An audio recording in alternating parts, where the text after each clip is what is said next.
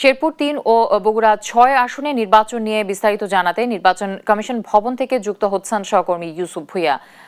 ইউসুফ, কখন তফসিল ঘোষণা হতে পারে এ নিয়ে কি তথ্য রয়েছে আপনার কাছে?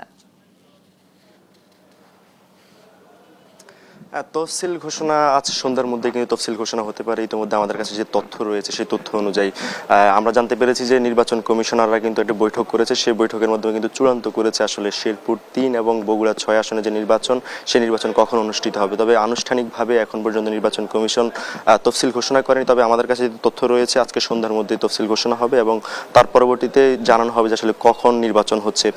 তবে আপনাদেরকে জানিয়ে রাখি যে শেরপুর ৩ যে নির্বাচন আসন রয়েছে সেখানে একজন জামায়াতের প্রার্থীর মৃত্যুর পর কিন্তু সেই আসনে নির্বাচন স্থগিত করে নির্বাচন কমিশন এবং পরবর্তীতে যেহেতু আপনি ২৯৯টি সংসদীয় আসনে নির্বাচন হয়েছে, সেই আসনটিতে নির্বাচন স্থগিত করা হয়েছে। পরবর্তীতে জানানো হয় যে সেই আসনটি এই নির্বাচনের পরে কার্যক্রম করবে নির্বাচন কমিশন। এবং বগুড়া ৬ আসনে যিনি বিএনপির চেয়ারম্যান এবং প্রধানমন্ত্রী তারেক রহমান, সেই আসনটিতে কিন্তু বগুড়া ৬ আসনে তিনি নির্বাচিত হয়েছিলেন। কিন্তু যেহেতু নিয়ম অনুযায়ী, আইন অনুযায়ী একটি সংসদীয় আসনে শপথ অনুষ্ঠান গ্রহণ করতে পারে শপথ, সে জায়গা থেকে তিনি কিন্তু বগুড়া ৬ আসনের শপথ অনুষ্ঠান গ্রহণ করেনি এবং বগুড়া ৬ আসনের উপনির্বাচনে কিন্তু একই দিন এখন আমাদের কাছে তথ্য রয়েছে যে আগামী ৯ এপ্রিল অনুষ্ঠিত হবে শেরপুর ৩ এবং বগুড়া ৬ আসনের নির্বাচন।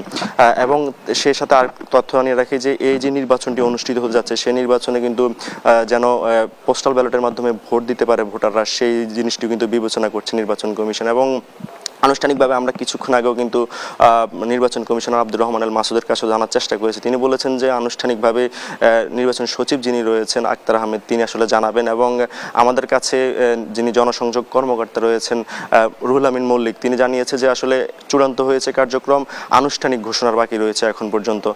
তো অপেক্ষা করতে হবে তফসিল ঘোষণা পর্যন্ত, পরবর্তীতে জানা যাবে যে আনুষ্ঠানিকভাবে চূড়ান্ত কখন করে নির্বাচন কমিশন।